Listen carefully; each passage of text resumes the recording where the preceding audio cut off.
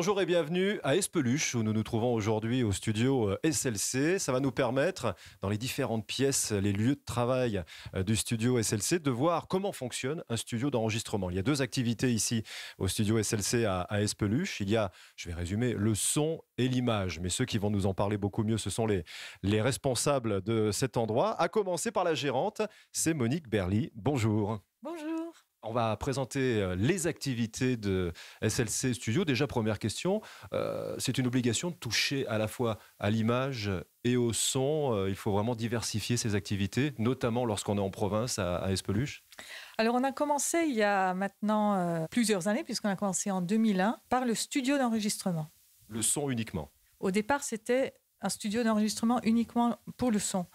Je laisserai tout à l'heure Christophe développer un peu plus l'aspect du studio d'enregistrement.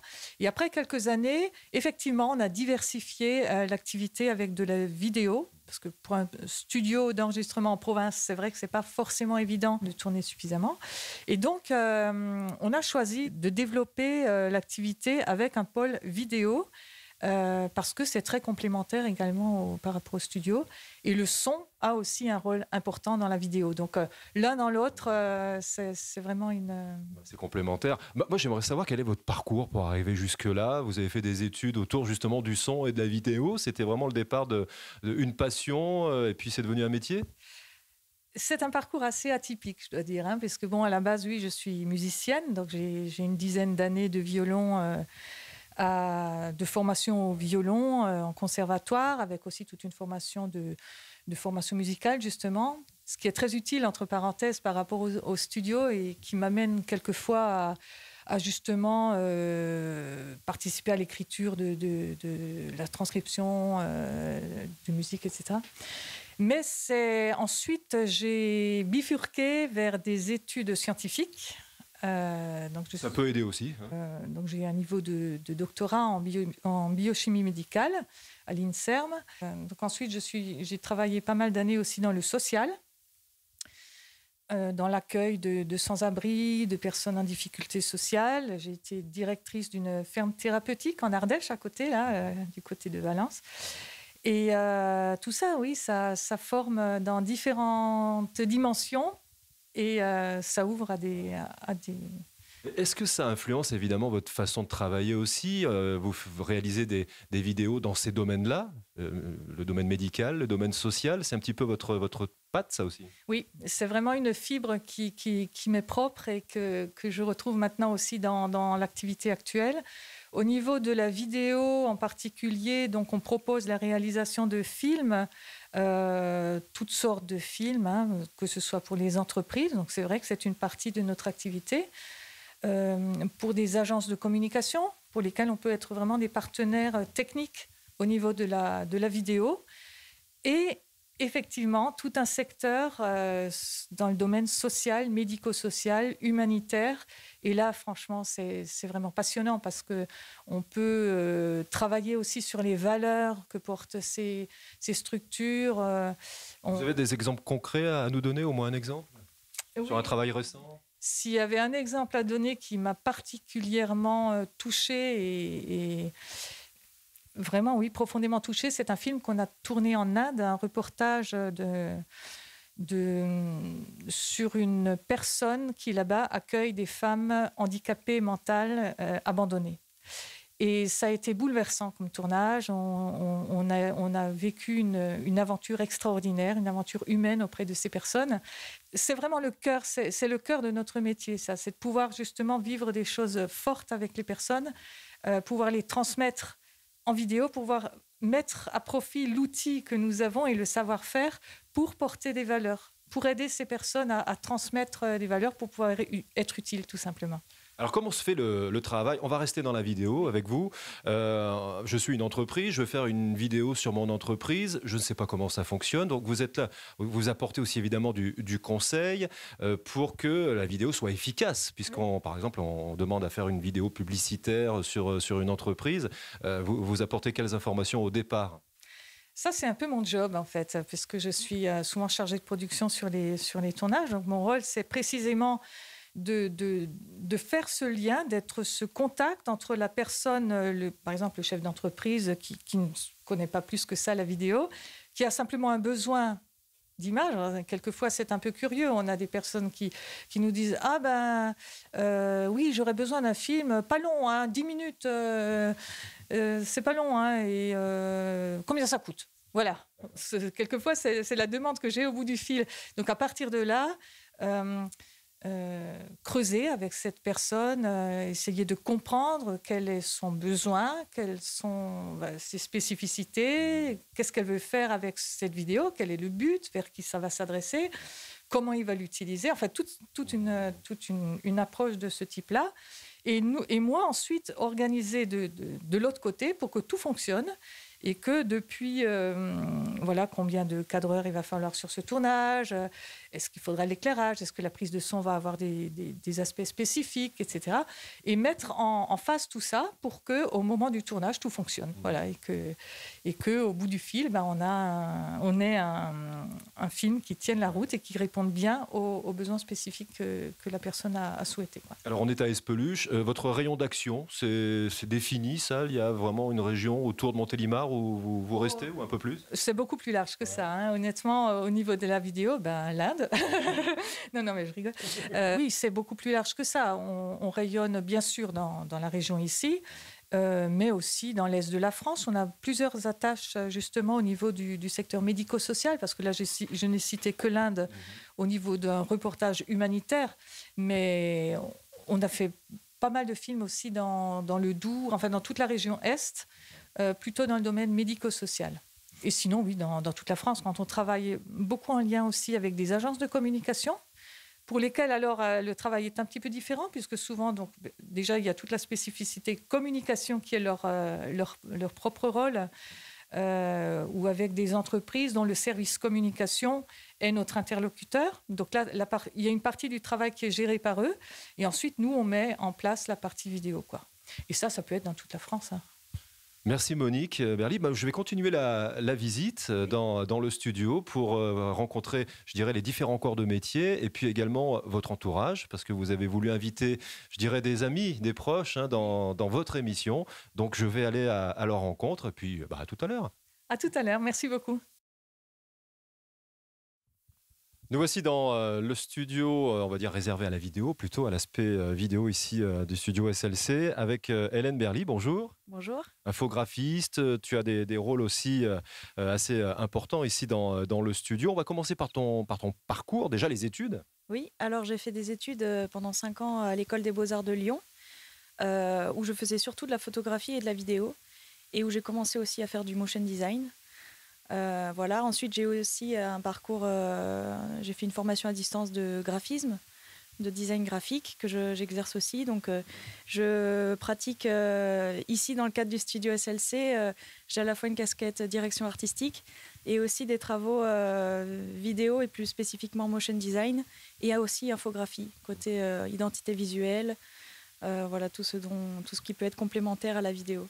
Donc tu peux créer de A à Z un film d'animation, dont on parlera d'ailleurs.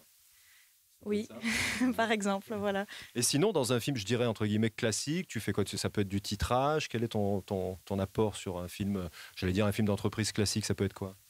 Oui, le motion design dans le cadre d'un film d'entreprise, c'est souvent plutôt de l'habillage graphique, c'est-à-dire du visuel complémentaire à la vidéo. Donc effectivement, titrage, habillage visuel ou schéma animé, explicatif, par exemple. Voire même des effets spéciaux? Ça, je fais pas beaucoup. Alors, on va voir justement, on parlait de l'aspect créatif, on va entrer dans le vif du sujet avec des personnages que l'on voit ici sur ta table de travail. Qui sont ces personnages? Dis-nous. Alors, ça, c'est un projet d'un film d'animation de 13 minutes dans le cadre d'un jubilé des 50 ans d'une association médico-sociale, oui. Donc, c'est un conte, en fait, animé qu'on a créé, pour lequel j'ai créé tout un univers visuel de petits personnages, comme vous voyez ici. Donc, ça passe par la création on va regarder ça. De dessins. Ouais. Donc, il y a les croquis de départ. Voilà, la création de personnages, des tests, des propositions. Puis, on arrive à la création d'un storyboard à partir d'un synopsis écrit par un écrivain. Donc, la création des plans, la structure du film. D'accord, tout est sur le papier chaque fois avant d'être dans l'ordinateur. C'est toujours comme ça? Moi, je fonctionne pas mal. Je passe beaucoup par le papier parce que c'est ma base, c'est le dessin, c'est la peinture. Donc, je suis beaucoup plus rapide au crayon papier avant de partir dans l'ordinateur. Ou quand je me mets à l'ordinateur, je sais déjà ce que je vais faire. Et donc, c'est ma manière de travailler. Alors, comment ça fonctionne? Dis-nous. Alors, ensuite, tu scannes ces personnages ou tu les redessines directement sur la machine? Ensuite, je les redessine, je les crée informatiquement, donc avec la tablette graphique. Dans Photoshop. Donc là, on a un personnage, par exemple, que j'ai créé ensuite avec des calques pour pouvoir décomposer le personnage et l'animer ensuite, pour pouvoir l'articuler, simplement. Donc chaque personnage, je l'ai fait de dos, de profil et de face. Et ensuite, on va dans un autre logiciel d'animation. Ouais, ensuite, il faut créer le mouvement, quoi. Voilà. Ouais. Ensuite, on crée le mouvement et le film, séquence par séquence, plan par plan. Qu'on met ensuite là pour ce projet-là, on est allé même en 3 dimensions. Donc, on crée des plans pour créer un espace, on met les personnages en mouvement à l'intérieur, on les fait bouger, on ajoute des lampes, c'est tout. C'est un plateau de tournage recréé virtuellement, donc avec une caméra qui va bouger dans l'espace et qui va créer le mouvement, qui va créer des scènes. Alors, ce film, on vous proposera de le voir à la fin de cette émission. Il dure à peu près 12-13 minutes. C'est combien de temps de travail pour 12-13 minutes? On peut quantifier? De mon côté, c'était 4 semaines de travail, oui. Avec à chaque fois, éventuellement des modifications à apporter. Il a fallu, j'imagine, pas mal de temps de réflexion, de réunion avec le reste de l'équipe. Oui, il y a eu pas mal d'allers-retours avec l'équipe, la personne qui était plutôt réalisatrice, l'écrivain qui adaptait ensuite pour la voix off en fonction de ce que moi je proposais avec le storyboard, etc. Et ensuite, toute la dernière partie qui est le son, puisque dans l'animation, contrairement à la vidéo, on n'a pas de son. Donc il faut mettre des bruitages, il faut donner des voix aux personnages. Il faut mettre de la musique, créer du rythme en fait, en fonction des images. Et ce qui est rigolo, c'est que toi-même, tu as donné ta voix à l'un des personnages, c'est ça? Oui, j'ai participé un petit peu au son, oui. Toute l'équipe a participé en fait. Toute l'équipe a donné un petit peu de voix à des personnages, effectivement, oui. Alors justement, ça va nous permettre de faire la transition avec l'aspect sonore ici de SLC Studio. Et pour cela, je vais aller à l'étage. Très bien. Merci Alain. Merci à toi.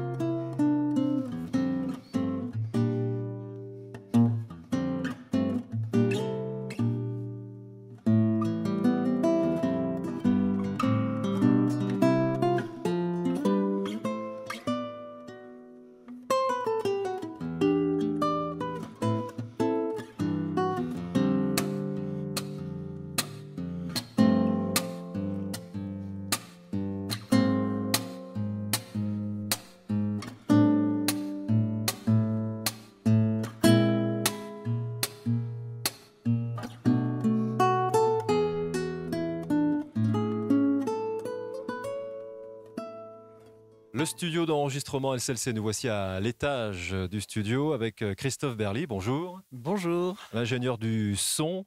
Et on va expliquer quel est votre travail. On était plutôt avec l'aspect vidéo tout à l'heure. On verra le mariage des deux un peu plus tard, mais on va commencer purement par le son parce que ça a été, on en parlait avec Monique tout à l'heure, ça a été la première activité du studio. Voilà, tout au début, on a commencé par construire ce studio. Pour moi, c'est un vieux rêve d'enfant qui s'est réalisé parce que pendant longtemps, j'ai loué des studios à droite, à gauche, un peu partout en Belgique, en Angleterre, à Grenoble. Enfin, on a utilisé les studios des autres jusqu'à pouvoir accomplir ce vieux rêve. Alors ça permet quand même de parler de votre parcours de musicien au départ. Oui, j'ai commencé très jeune à faire de la musique, tout d'oreille. J'ai pas de formation très poussée en solfège. Bon, je maîtrise quand même un peu le solfège, mais parfois même mieux que ceux qui sont allés au conservatoire. Mais j'ai commencé mon premier groupe à 14 ans. C'était l'époque des cheveux longs, le hard rock, etc. Et puis, personne ne voulait chanter, donc mes copains trouvaient que j'assurais. Moi, je trouvais ça très, très moche. Et je me suis mis à chanter, à jouer de la guitare. Je me suis mis à écrire des chansons, à composer. Et voilà, c'est venu tout naturel. Et puis les tournées, les enregistrements. Voilà, les tournées, les enregistrements. Au début, on a été coachés par des gens qui avaient beaucoup de bagages et qui nous ont dit waouh, mais c'est vachement bien ce que vous faites. Venez enregistrer dans nos studios, je vais vous aider, etc. Nous, on était un peu timide, un peu timoré, et puis on s'est pris au jeu, et puis on a fait un album, 2 albums, 3 albums, 4 albums. C'est quel groupe là? C'était un groupe dans le nord de la France, ça s'appelait Rencontre. C'est du pop rock, de la chanson française, ouais. Et on avait une particularité, c'est comme on était assez branchés dans le social, on avait tout en étant musicien, un travail social en parallèle. Notre musique, on allait surtout la chanter dans les rues. J'ai beaucoup chanté dans les rues. Je pense que ma voix, je l'ai musclée dans la rue. On a beaucoup chanté dans les prisons. Je pense que c'est mon meilleur souvenir. C'est les concerts en prison. Alors, j'organisais aussi beaucoup de concerts en tant que sonorisateur. Et je faisais venir aussi des groupes, même des États-Unis, partout, pour aller jouer, notamment dans la prison de Los, à côté de Lille. C'est une prison qui était, à l'époque, je ne sais pas comment elle est maintenant, mais c'était assez désastreux. Et pouvoir apporter un peu de lumière, un peu d'amour, un peu de musique à ces gens, on sentait combien on leur faisait du bien. Et ça, je pense que ça reste un de mes meilleurs souvenirs de musicien. Ouais. Et ça reste présent, on en parlait déjà tout à l'heure, dans votre philosophie de travail aujourd'hui encore? Oui, mais on le fait pas exprès. On aime le social, on aime les gens, donc on aime se mettre à leur hauteur. Et c'est vrai qu'ici, ils trouvent... les musiciens qui viennent enregistrer ici, ça peut être des groupes professionnels, comme ça peut être des amateurs très avertis, hein, comme ça peut être aussi des amateurs un peu moins avertis, mais qui viennent ici aussi parce qu'il leur manque un guitariste, il leur manque un arrangeur, il leur manque un parolier, il leur manque un mélodiste, il leur manque une orchestration. Donc on apporte un peu tout ce complément qu'ils n'ont pas, parce qu'on est entouré d'une extraordinaire équipe de musiciens qui n'ont pas la grosse tête et pourtant qui jouent avec des très, très grosses pointures. Alors ça, c'est un réseau qu'il a fallu se faire aussi. Il y a une chose dont on n'a pas parlé, c'est l'arrivée dans la Drôme. Oui, on est arrivé en 1996, oui, et petit à petit, on s'est fait ce réseau.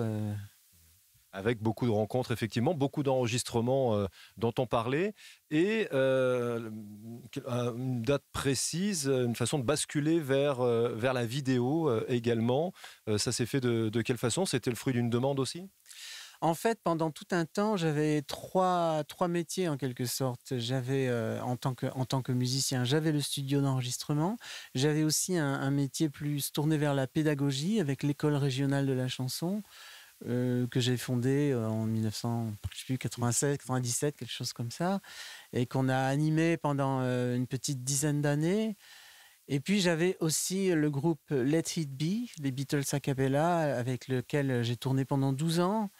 Et donc ça commençait à faire beaucoup. Comme le studio marchait de mieux en mieux, il a fallu quand même tourner des pages. Les artistes aiment bien tourner des pages et écrire des nouveaux chapitres. Donc j'ai voulu me consacrer exclusivement au studio, au travail de studio.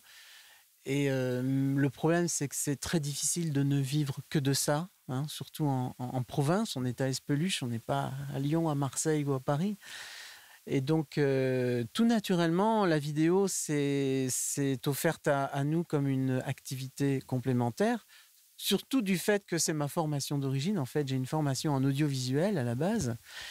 Et j'ai surtout fait de la musique jusqu'aux années 2000 où j'ai repris la caméra. C'est plus facile maintenant, vous avez vu évoluer le matériel bien sûr, on en dira quelques mots. Vous êtes à Espeluche, on le disait, avec Internet, maintenant il n'est plus obligatoire d'être à Paris par exemple? Ou ça reste un peu compliqué? Ça reste un peu compliqué de ne pas vivre à Paris parce qu'on brasse beaucoup moins de monde, hein, mais il y a une qualité de vie qu'on ne trouverait pas dans une grande ville et tant qu'on arrive à garder cette qualité de vie tout en vivant de notre passion, je pense qu'on est des privilégiés. Vous restez donc toujours à l'affût de l'évolution technique de votre matériel. C'est assez impressionnant ce que l'on voit ici là, pour le commun des mortels. Évidemment, quand on est technicien, on voudrait toujours avoir plus, avoir le nec plus ultra. Hein. C'est toujours un peu difficile à suivre après. Oui, c'est ça. Vous avez peut-être remarqué, je n'ai pas de console. Tout est numérique, tout est dans l'ordinateur. C'est pas que je sois contre les consoles, mais personnellement, si j'achète une console, c'est au minimum 100 000 € la console. Alors j'ai préféré baser le studio sur des préamplis en quantité et en très grande qualité qu'avoir une console de moyenne qualité. Comment s'est passé le travail avec Hélène, que j'interviewais tout à l'heure à propos des Firminions? Tiens, on va reprendre cet exemple des Firminions. Quelle a été la particularité du travail? Parce que vous êtes parti de zéro, vous aviez eu une image, un film d'animation, et il a fallu créer le son de A à Z. Oui, le son... Et musique comprise. Le son et la musique se créent quand tout est terminé. Hein. Donc moi, je suis intervenu à la base, c'est moi qui suis à l'origine de l'idée du film, mais après, j'ai pris des gens qui étaient compétents parce que pour moi, dessiner, c'est une catastrophe. Et même pour l'écriture du film, on a fait appel à un écrivain, à Éric Denimal, qui est de Valence également. Et pour la musique, on a fait appel à 2 des musiciens de notre réseau, qui sont Joël Gombert, notre guitariste-arrangeur, et Christian Mornay, notre pianiste préféré. Bon, ça va faire le lien avec les rendez-vous qu'on vous donne dans quelques instants. On va aller écouter un peu de son, là, puisqu'on est dans une cabine d'enregistrement. Qu'est-ce qu'on pourrait écouter maintenant, Christophe, qui a été enregistré ici, évidemment? Alors, je vais vous faire écouter un petit bout d'un groupe que j'aime beaucoup, qui est un groupe d'Ardèche qui s'appelle Nataverne. Et j'en profite pour souligner la grosse particularité technique de ce studio, c'est qu'on peut enregistrer en multicabine, dans 5 cabines simultanément. Et c'est vraiment un grand luxe. Pour un groupe comme celui-ci, qui représente beaucoup de musiciens, hein, c'est important. Oui, c'est ça. On peut mettre la batterie dans la cabine principale, la basse dans une petite cabine isolée sur le côté, une guitare dans une autre cabine, un chanteur dans une autre cabine, et enregistrer en même temps comme un live, mais tout en ayant des prises propres, séparées, qu'on puisse vraiment travailler au mixage ensuite. C'était très important pour Nataverne parce qu'ils voulaient vraiment un album qui sonne comme leur live. Ils ne voulaient pas quelque chose d'aseptisé comme ça peut l'être parfois quand on passe en studio. Il y a des groupes qui sont super en live et puis quand ils font l'album studio, ça paraît aseptisé. Et cette façon de pouvoir enregistrer simultanément dans des cabines séparément, ça permet de faire une musique live en studio. Bon, tout a été mixé ici et on va voir le résultat. Merci Christophe. De rien. On continue la visite nous après.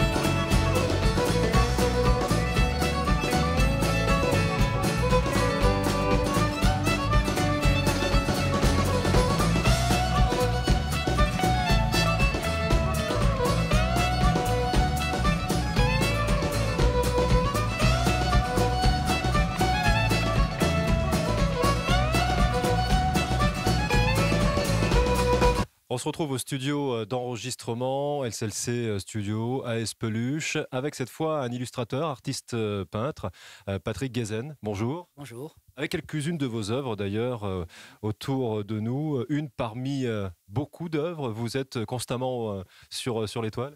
Alors, je dirais pas constamment, mais le plus possible, puisque c'est une passion de très très longue date. Ça fait depuis que je suis très jeune que je peins, que je dessine. J'ai fait des études d'art déco, des études de beaux-arts. Et c'est un prolongement de mon métier puisque je suis graphiste. Donc, graphiste pour le web, graphiste pour le print, etc. Donc il y a un lien très fort entre cette passion pour le graphisme et mon métier. Alors oui, d'une certaine manière, je suis tout le temps dedans, oui. Alors là, on est dans un studio d'enregistrement, il y a des guitares, il y a un piano, il y a des instruments de musique. Ce sont des endroits où vous vous sentez bien, où vous pourriez peindre d'ailleurs? Oui, sauf que peindre, c'est un peu salissant. Alors, je ne sais pas si ça correspondrait, mais oui, je m'y retrouve parce que j'ai une deuxième passion. Enfin, j'en ai beaucoup, mais j'en ai une deuxième qui est la musique et spécifiquement le jazz.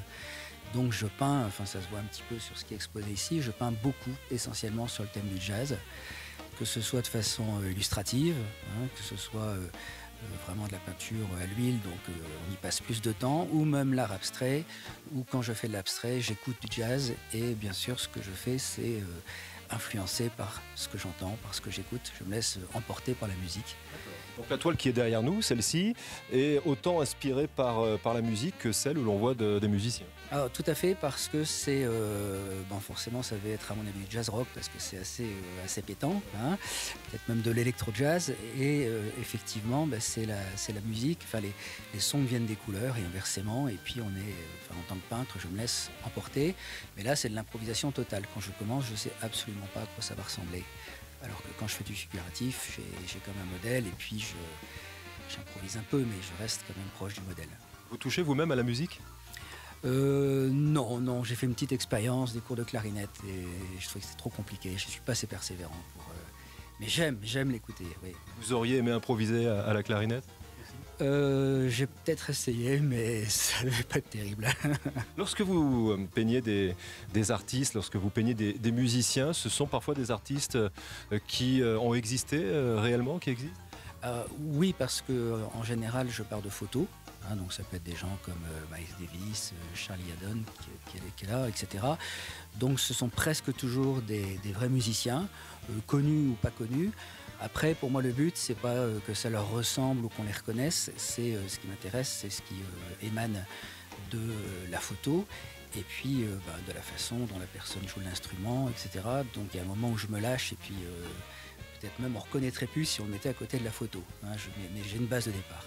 Qu'est-ce qui vous inspire? C'est la prestance de ces musiciens, leurs gestes, leur évolution sur scène, par exemple? C'est, je dirais, ce qui fait un peu l'essence du jazz. C'est une musique qui a une âme, c'est une musique qui est très cosmopolite. Le jazz recycle les autres musiques. Et il y a aussi cette dimension de l'improvisation. Et donc, j'aime beaucoup aller à des festivals comme Jazz à Vienne, Jazz à Creil. Je trouve ça fantastique, même quand on connaît bien le morceau, de voir que le morceau se transforme, l'improvisation et comment les gens, dans quel état ils sont, enfin ce qu'ils transmettent quand ils sont en improvisation, quoi. Les musiciens et les amateurs de musique reçoivent vos toiles de quelle façon? Vous avez eu des retours d'amateurs? Disons qu'en général, ils trouvent ça plaisant, ils aiment bien, enfin je préfère. C'est plus facile de séduire tout de suite avec de l'art figuratif où les gens ils reconnaissent un contrebassiste, un guitariste, ou c'est Pat Metheny par exemple, ils disent on reconnaît. Quand c'est de l'art abstrait, je pense que ça demande un peu un apprentissage pour comprendre l'art abstrait, y être sensible. C'est plus difficile d'accrocher les gens avec l'art abstrait, je trouve. Vous côtoyez le SLC Studio, les gens qui travaillent ici? Alors, je les côtoie depuis très longue date, puisque ce sont des amis depuis, je pense, une trentaine d'années. Et puis, on a collaboré ensemble sur de nombreux projets, que ce soit le web, la vidéo, etc. Donc, on est aussi collaborateurs, oui. Vous arrivez à vous exprimer souvent un peu de la même façon? Bon, il y a moins d'improvisation, j'imagine? Oui, alors on est peut-être plus sur des dossiers techniques, on va dire, mais l'essentiel, c'est qu'on arrive à bien travailler ensemble et à se comprendre dans ce qu'on fait, à se retrouver. En tout cas, merci infiniment d'avoir apporté avec vous ici dans les studios quelques-unes de vos toiles. On pourrait peut-être en prendre une et en dire quelques mots si vous le voulez bien. Hein, celle-ci ou laquelle? Dites-nous derrière. Si par exemple on regarde celle-là, qui justement j'ai appris ça à partir d'une photo de Charlie Haden. Ce qui m'a intéressé, c'est l'intériorité. Enfin, c'est-à-dire j'ai essayé de rendre à la fois le côté virtuose, mais la façon dont il vit lui-même ce qu'il est en train de jouer, il est complètement habité par le son, par la musique. Et c'est ce qui m'a séduit déjà dans la photo et c'est ce que j'essaie de rendre. Bon, à mon avis, je pense que j'y suis arrivé. Voilà. Donc la démarche, il y a des dessins que je déchire et je mets à la poubelle et puis d'autres dont je suis satisfait et que je garde. Et j'aime bien les montrer. Et vous exposez le plus souvent possible dans la région, au-delà? Alors, je dirais que j'expose essentiellement sur le web. Hein, donc, j'ai des sites où je présente mes toiles, où elles sont en vente. Et puis, il m'arrive d'exposer, mais plutôt dans des restaurants, des endroits comme ça où il y a pas mal de passages, ou des endroits publics, des entreprises. Le métier que je fais actuellement ne me laisse pas le temps de développer cette activité-là. Là, je dirais que je peins plus pour le fun. Hein, c'est mon hobby, c'est une passion. Mais la prochaine étape, je me le souhaite, c'est d'y passer plus de temps et puis de créer un réseau pour pouvoir exposer davantage. Bien, Patrick Guézen, merci beaucoup. Et puis, nous, on va continuer cette balade à travers le monde de la musique, de la vidéo, ici au studio SLC. À très bientôt pour une expo. Eh bien, avec plaisir. Avec plaisir. À très bientôt également pour d'autres occasions qui se présenteront.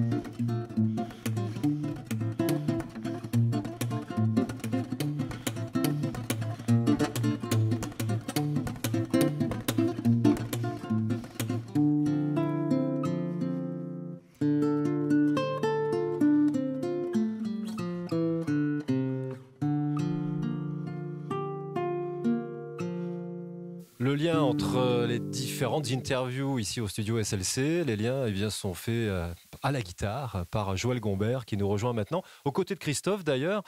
Ce serait bien que Christophe fasse un peu les présentations parce que Joël, vous êtes un habitué des lieux ici. Je suis un habitué, j'ai ma loge, tout est prêt. Voilà, oui, je suis un habitué depuis pas mal d'années. Alors, Joël est, on l'a vu, musicien, guitariste, arrangeur aussi. Et quel est le travail que vous réalisez ensemble, d'ailleurs, en tant que réalisateur, Christophe, et vous travaillez tous les deux, main dans la main, pour certaines réalisations? Pour beaucoup de réalisations, oui. Bon, quand ce sont des groupes professionnels qui ont leurs arrangements, on n'a pas forcément besoin de l'intervention de Joël. Mais il y a beaucoup d'amateurs plus ou moins avertis qui font appel à nous et qui ont composé des chansons parfois avec 2-3 accords basiques, ouais. Et des chansons qui ne sont pas vraiment encore abouties, qui ont besoin peut-être d'un pianiste, qui ont besoin d'un batteur, qui ont besoin de toute une orchestration. Parfois, on a fait des disques avec 18 musiciens. Alors, ils ne jouent pas tous en même temps. Pas dans la même pièce, là. Pas dans la même pièce, mais bon, quelquefois, quand il y a une section rythmique, basse, batterie, guitare, piano, accordéon, ça fait du monde, ouais. Ça fait beaucoup de micros, ça fait beaucoup de travail. Et là, Joël est le chef d'orchestre de ces moments-là en studio, parce qu'il faut quelqu'un qui contrôle la situation sur le plan musical. Mais bien avant ça, il contrôle beaucoup de choses au niveau des arrangements. C'est un régal. C'est quoi le travail d'arrangeur? Alors, moi, j'arrive avec une mélodie basique comme ça. Et quel est votre travail à partir de là? Déjà, le premier travail, c'est l'écoute. Parce que c'est votre mélodie. Donc, si la personne vient avec sa mélodie, sa chanson, ses textes, déjà l'écoute. Et puis, essayer de deviner à travers ce qu'elle dit, ce qu'elle a envie d'entendre, en fait. Donc des fois, ça passe déjà juste avec la guitare comme ça, prendre sa chanson et lui faire entendre d'autres façons de l'arranger, la chanson, d'autres façons de l'harmoniser, on va dire. Et mettre des fois des accords parce que des fois il en manque ou en enlever parce qu'il y en a trop. C'est ça aussi déjà. Donc déjà, ça c'est la première base. Et après, moi j'entends des fois par rapport au texte, bien sûr, soit je vais entendre des violons, enfin un trio de violons, ou récemment on a fait 2 violoncelles, un violon, où on fait des fois, voilà, et ça, c'est des choses que j'entends en fait. Alors après, je propose, et c'est toujours bien sûr la personne, c'est son texte, c'est sa mélodie. C'est elle qui dispose de ce que je lui propose, quoi. Donc il faut adapter votre propre sensibilité, mais sans dénaturer ce que veut la personne au départ, le musicien. Impérativement. Carrément. Oui, bien sûr. Il y a quelques années, je me souviens, on a eu un musicien qui avait déjà fait plusieurs albums dans plusieurs studios. Et il a toujours été déçu, non pas du côté technique de la réalisation, mais au final, la musique qu'il entendait sur ses propres albums, sur ses propres compos, ça ne lui correspondait pas. Et il est venu chez nous avec des démos, et ces démos, c'était The Eagles, en fait. D'accord. Il voulait la musique des Eagles, il voulait que ça sonne Eagles. Donc voilà, avec Joël, on s'est concerté, on a travaillé avec lui, puis on est allé chercher les musiciens qui ont le son Eagles, avec les instruments Eagles, les guitares, enfin ce ne sont pas des marques, Oui. mais des guitares qui font ce son-là, des ça, amplis guitares qui font ce son-là, et à la sortie, il avait un album qui sonne D'accord. vraiment C'était comme Take It les Easy, quoi. Eagles, Ouais. voilà, en français, hélas. C'est proche de leur imaginaire, quoi, en fait. Et puis aussi, ce qui est important aussi, c'est on fait toujours une rencontre, ce qu'on appelle de pré-production, en fait. Et cette journée-là, elle est vraiment essentielle, quoi. Parce qu'elle nous permet d'aborder tous les chapitres, de voir où on va, ce que veut le compositeur. Et des fois, on se permet, parce que des fois, il y a des compositeurs vraiment amateurs et qui n'ont pas le sens rythmique assez développé, Pas forcément musicien d'ailleurs, peut-être aussi. qui sont des fois pas musiciens, bien sûr, et qui ont besoin d'un cadrage harmonique et d'un cadrage rythmique surtout. Donc là, Christophe intervient beaucoup aussi sur ça, parce que moi, je n'interviens pas sur le chant. Je m'en méfie de ça. Mais on a bien les sensibilités, enfin on entend de suite si le chant ça va cadrer ou si ça ne va pas cadrer. Donc on ne va pas rajouter des mesures composées de partout pour que le chant il cadre, on va adapter le chant à ce que l'on va arranger en fait. Voilà. Donc le but ultime, la récompense, c'est que le créateur de la chanson lui-même dise « Ah, c'est ma chanson ça, qu'est-ce que vous en avez fait, c'est formidable ». Ouais, il y a une matière que les gens ignorent beaucoup en France, en tout cas dans ce qu'on apprend dans les écoles de musique, dans les conservatoires, c'est l'harmonie. Si on se souvient des grands tubes internationaux des années 60, des années 70, il y a des tubes monstrueux. Et si on les écoute avec des oreilles qui étudient l'harmonie, on se rend compte que c'est énorme. Il y a un travail d'harmonie énorme. Et ce cher collègue est capable de On a l'impression que ça vous manque dans ce qui sort en ce moment dans la production. Pas forcément, mais souvent les gens savent jouer quelques accords basiques et s'enferment là-dedans. Et leur chanson, elle pourrait vraiment prendre une autre allure. Donc ça veut dire, Joël, vous entendez, ça c'est la déformation professionnelle, vous écoutez la radio, vous entendez une chanson et vous l'imaginez autrement, systématiquement. Oui, enfin, il y a des chansons qu'on ne peut pas imaginer autrement parce qu'elles sont tellement... Quand une chanson, c'est pas que j'imagine autrement, c'est que je me dis, oui, moi j'aurais peut-être fait ça, ou j'aurais fait ça, ou j'aurais pas pensé... Mais des fois dans l'autre sens, j'aurais pas pensé à cet instrument qui va super bien. Non, l'arrangement, c'est vraiment très vaste, quoi. C'est une toile blanche et... On a plein de couleurs, plein de peintures, et puis voilà, on met ce qu'on veut dessus. Après, ça ne veut pas dire que parce qu'elle est dans cette direction, elle n'est pas bien, ou parce qu'elle est dans cette direction, elle va être mieux. D'accord. Nous, par contre, ce que l'on fait attention, c'est que tous les musiciens qui interviennent au studio, que ce soit le pianiste, que ce soit le contrebassiste ou bassiste, le batteur, ce sont des gens de top niveau. Donc là, par contre, on sait que le rendu sera top niveau, ça c'est sûr. On va parler d'une autre facette du travail entre vous. D'ailleurs, c'est le film que l'on verra à la fin de cette émission, Le fabuleux destin des Firminions. Comment vous avez travaillé sur ce film ensemble ? Ça, c'était passionnant, ça. On s'est retrouvé avec notre ami pianiste du studio, Christian Mornay, et donc qui est accordoniste aussi. Et puis, donc Christophe a déjà dans sa tête une idée de ce que ça peut être la direction musicale sur le dessin animé, quoi, sur le film d'animation. Et donc, il nous soumet un peu ses idées et nous, on essaye de lui amener satisfaction. Mais c'est passionnant à faire, quoi. C'était de la création pure et dure, là. Ah, complètement. On ne savait pas la veille ce qu'il allait y avoir le lendemain quand la musique serait enregistrée. Ce qu'on sait à l'avance, et là, on était de connivence, Hélène et moi, c'est de savoir qu'à tel moment, il faut tel type d'ambiance, à tel autre moment, il faut une rupture, à tel moment, il faut que ça cogne, à tel moment, il faut que ce soit paisible, etc. Donc, on cadre tout ça sur le film, on met des marqueurs sur l'image, et les musiciens se retrouvent ici au studio, on met un grand écran vidéo, et ils jouent à l'image, en regardant ce qui se passe sur l'image. Ah oui, c'est comme si on faisait un doublage de film, en fait. C'est passionnant à faire, quoi. Alors, ça demande une grande concentration, parce qu'il faut vraiment être très attentif. Comme il dit, ces petits marquages là, pling pling, c'est là et c'est pas ailleurs, quoi. Donc c'est un travail passionnant. Vraiment, moi ça en fait deux qu'on fait même fait deux récemment et ils sont vraiment. Les films sont super déjà et après ça développe un imaginaire. Alors, par contre, on a très vite des idées de thèmes. Ça fonctionne super bien parce que c'est bien beau de se dire on va faire une musique, mais il faut avoir des idées, quoi. Autrement, c'est là il faut avoir l'habitude de bosser ensemble aussi. Hein. Vous avez l'air de bien vous entendre tous les deux. Oui, mais en fait, je suis venu ici au tout départ pour jouer sur un album. Et à la sortie il a vu mon numéro, Christophe, par un ami.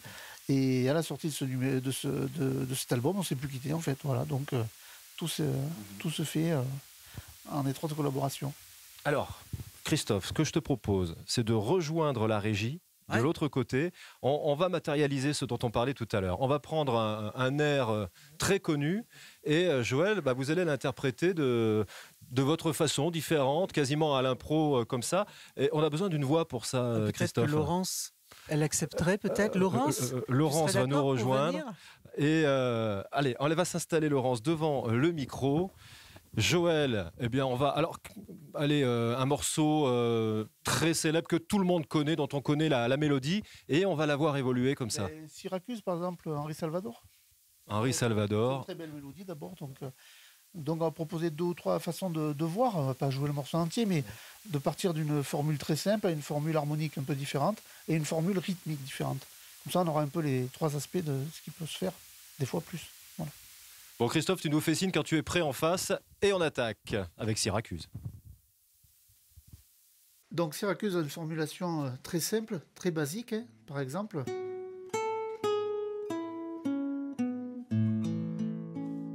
J'aimerais tant voir Syracuse, l'île de Pâques et Kérouan, voir les grands oiseaux qui s'amusent à glisser l'aile sous le vent. Donc là, une formulation très simple. Après, on va proposer par exemple une richesse harmonique un peu différente avec une coloration un peu plus typée, on va dire, sur les basses avec ce que j'appellerais moi une pédale de basse. Voilà. J'aimerais tant voir Syracuse, l'île de Pâques et Kérouan, voir les grands oiseaux qui s'amusent à glisser l'aile sous le vent. Donc là, on amène une couleur un peu différente. Après, harmoniquement, on peut proposer quelque chose de différent aussi, encore plus différent sans jouer sur la basse.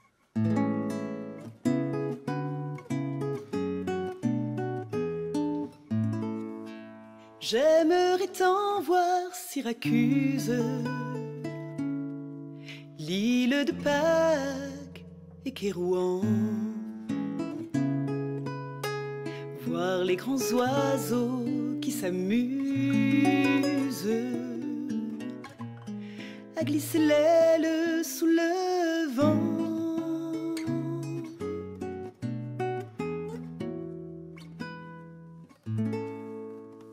Par exemple. Après, une formulation rythmique différente. Alors là, ce sera beaucoup plus, on va dire, mais volontairement éloigné de l'original, ce qui pourrait nous donner ceci. J'aimerais tant voir Syracuse, l'île de Pâques et Kérouan,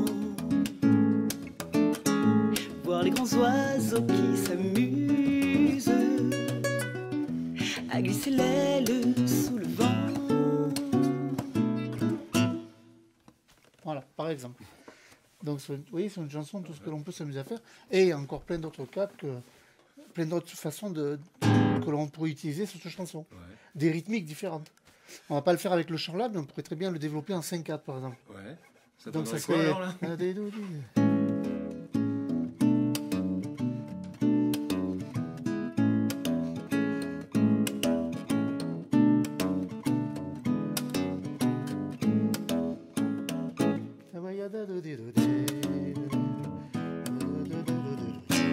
Donc ça amène quelque chose complètement différent. Ça dénature pas non plus trop la chanson, mais cette valeur rythmique, ça amène un côté un peu cubain, quoi.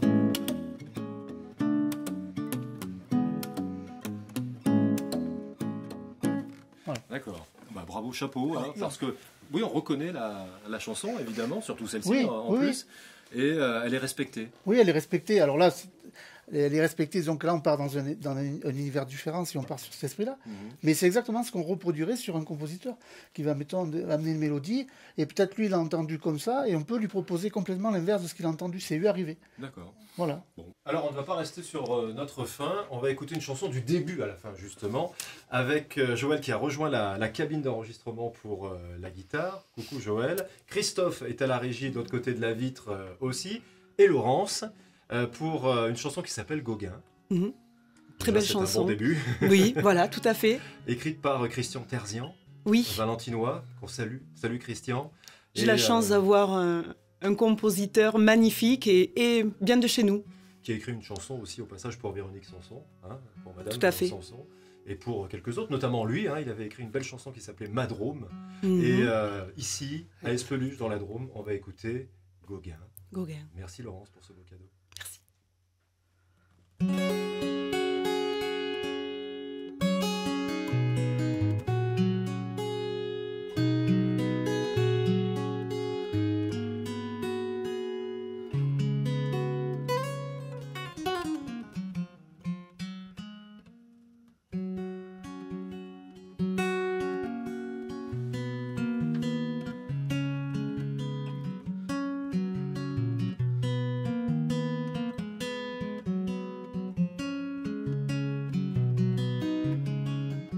J'ai parlé à Gauguin, on va pouvoir partir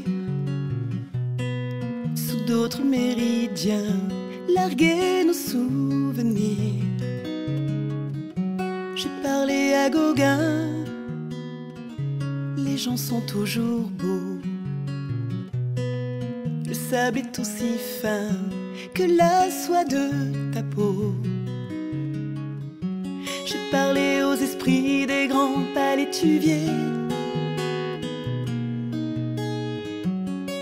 Il va falloir nourrir les oiseaux de juillet.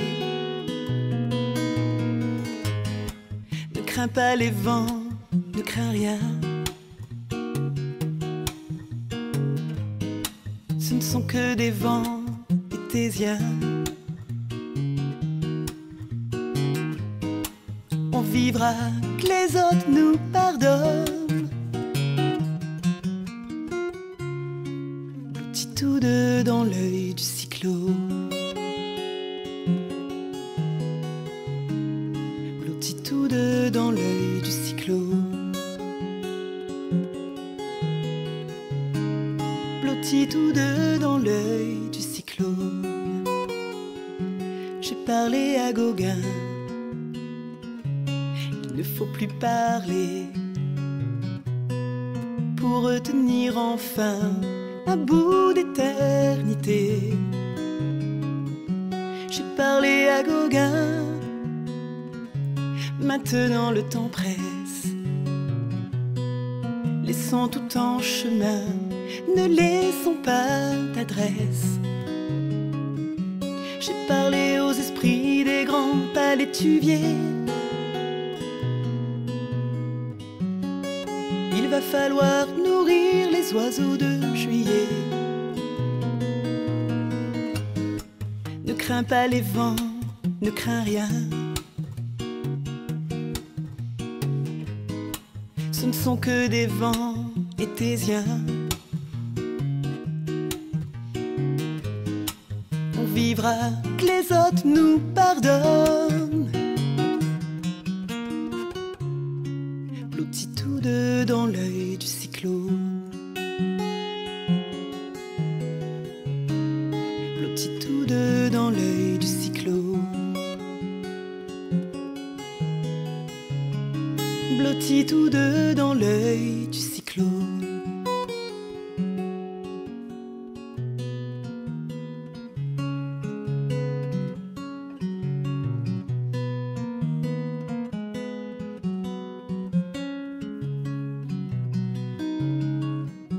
J'ai parlé à Gauguin, j'ai donné ma parole.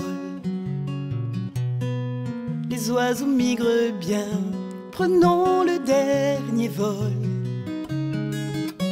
J'ai parlé aux esprits des grands palétuviers. Il va falloir nourrir les oiseaux de juillet. Ne crains pas les vents, ne crains rien. Ce ne sont que des vents étésiens. On vivra que les autres nous pardonnent. Blottis tous deux dans l'œil du cyclone. Blottis tous deux dans l'œil du cyclone. Blottis tous deux dans l'œil du cyclone.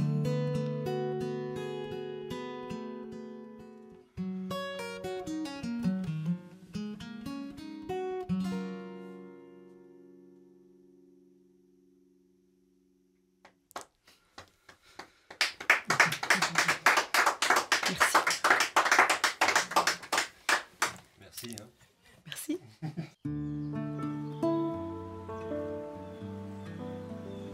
Ouvrez les yeux, observez, ouvrez les oreilles, écoutez. Vous voici sur la planète Bellastra, au pays des Firminions. Ce n'est pas parce que ce monde-là est tout petit qu'il faut le prendre de haut. Voilà, au pays des Firminions, il y a des Firminions.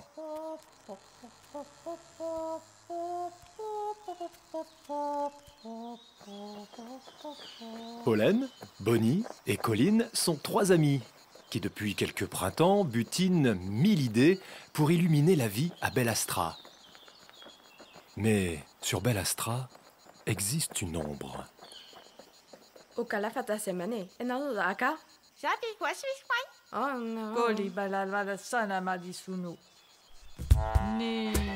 Pollen explique cet étrange monument dédié aux victimes de Zaimeral. Zaimeral surgit toujours avec une pluie terrible. C'est alors que la rivière grossit et surprend les Persajeunes, les plus faibles des Firminions. Beaucoup se noient et ceux qui lui échappent restent traumatisés.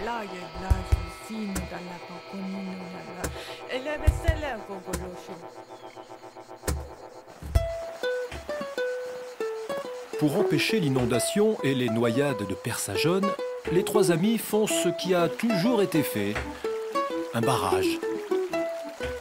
C'est un travail pénible. On viendra bien à bout du chantier et chacun sera bientôt en sécurité.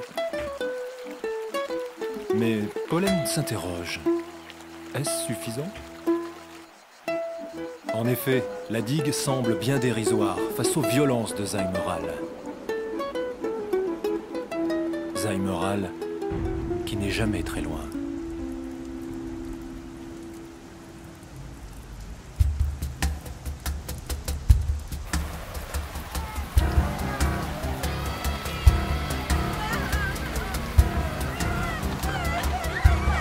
À la première coulée de boue, hélas, la digue ne résiste pas. Pollen, Bonnie et Colline tentent de porter secours aux Persajeunes, surprises par Zaimeral.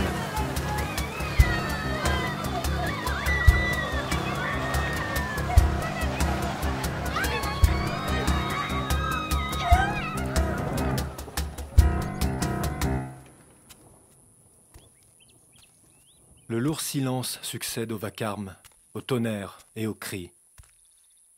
Tout est désolation. Pollen s'éloigne du lieu du désastre. Elle s'isole sur la montagne.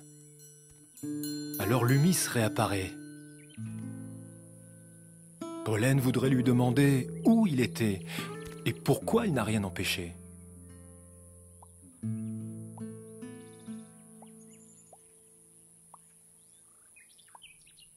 C'est alors qu'un rayon de Lumis se pose sur les larmes accumulées.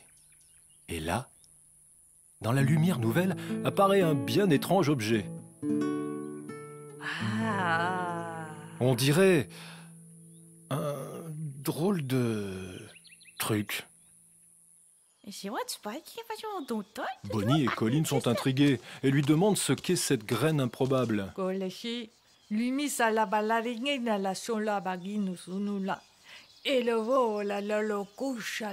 C'est à ce moment-là que Paradis, qui planait par là, les interpelle. Il leur apprend qu'elles sont désormais dépositaires d'un précieux trésor, un fabulon qui porte en lui tous les espoirs et la force de tous les rêves. Si on a la foi en lui et en soi, Fabulon peut faire des miracles. Que chacun nourrisse l'espérance et n'écoute qu'elle. Paradis n'a pas fini de délivrer son message que Buggy apparaît et le fait fuir.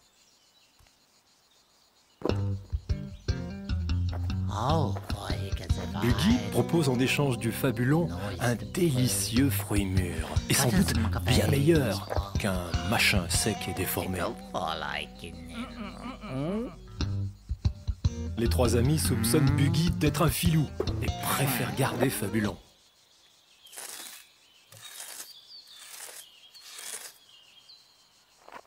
Graine en terre, grand mystère. Pousse verte, découverte. Prodigieux. Fabulon est devenu un grand lithocarpus acilume et très vite, les trois amis font de ce lieu un refuge pour les persageonnes. Construction. Satisfaction.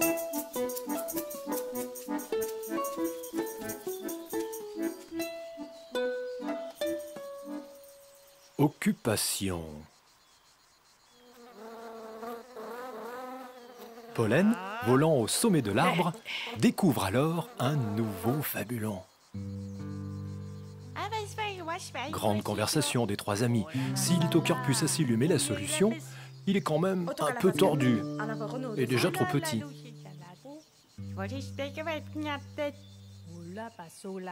Pour les persageonnes, ce Fabulon n'est-il pas un nouvel horizon qui s'ouvre? Quoique...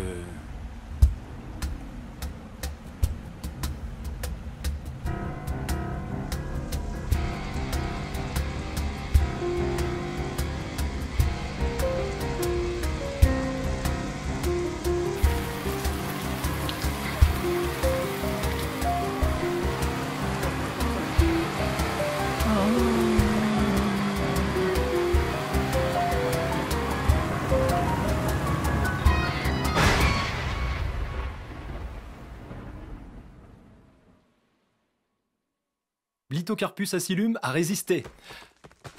Enfin presque. Il a beaucoup souffert. Mais les persageonnes ont été épargnés. Nos trois amis dans la tourmente ont sauvé le Fabulon. Il faut protéger l'avenir et se remettre à l'ouvrage. Avec Lumis est revenu Paradis. Son chant est une ritournelle. Vaste est l'océan. Ce ne sont que des gouttes d'eau. Immense est le désert. Ce ne sont que des grains de sable chaud. L'extraordinaire, souvent, surgit de l'insignifiant.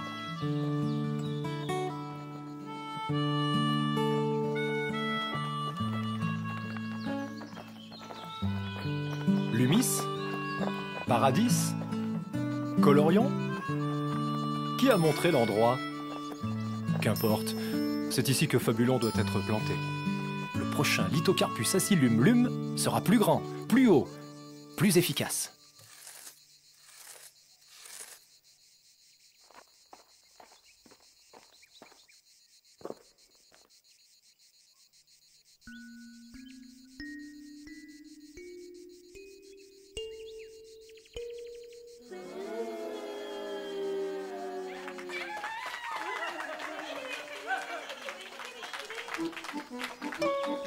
Tout le monde est à nouveau au travail avec enthousiasme.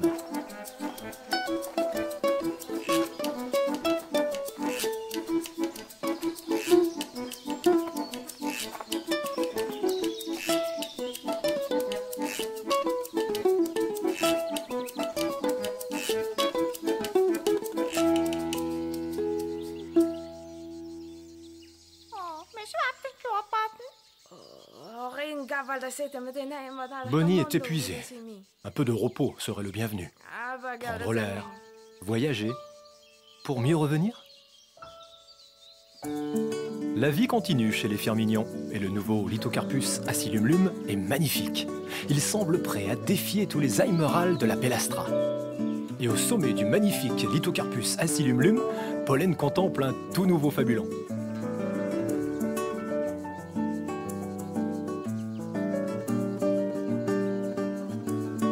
Au cœur de Lithocarpus acylumlum, tout se passe bien. Et enfin, on respire le bonheur, la paix et la sérénité.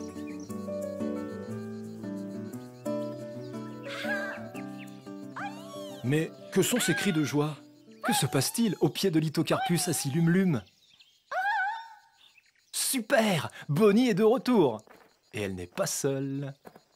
Tout émue, Bonnie présente Krikos à ses amis, celui qui désormais partage sa vie. Krikos s'est déjà mis au travail et très vite trouve sa place dans Lithocarpus acylumlum. Personne ne remarque alors Buggy, l'insoumis en marche, grand dévoreur de fabulons.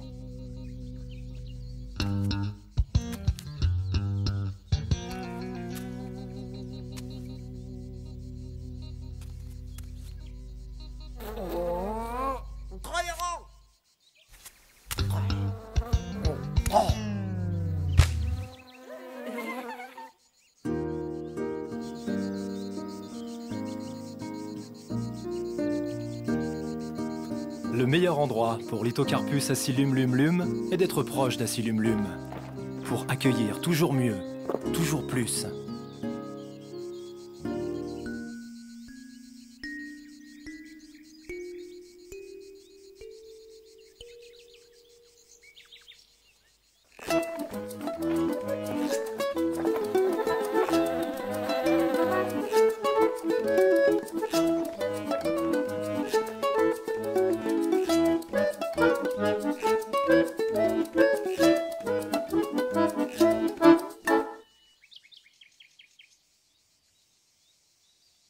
Tout est paisible. Trop paisible.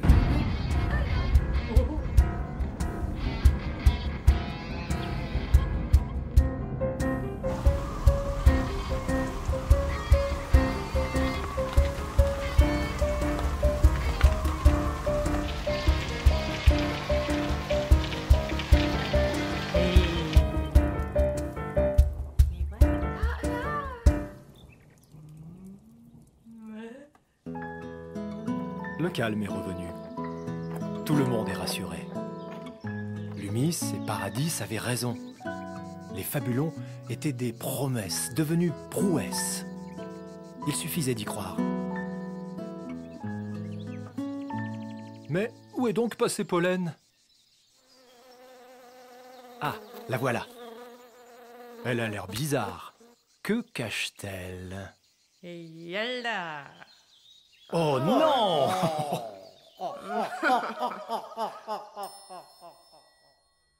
L'insignifiant, offert sans retenue, peut tout changer. Pour les Persajones, il a tout changé.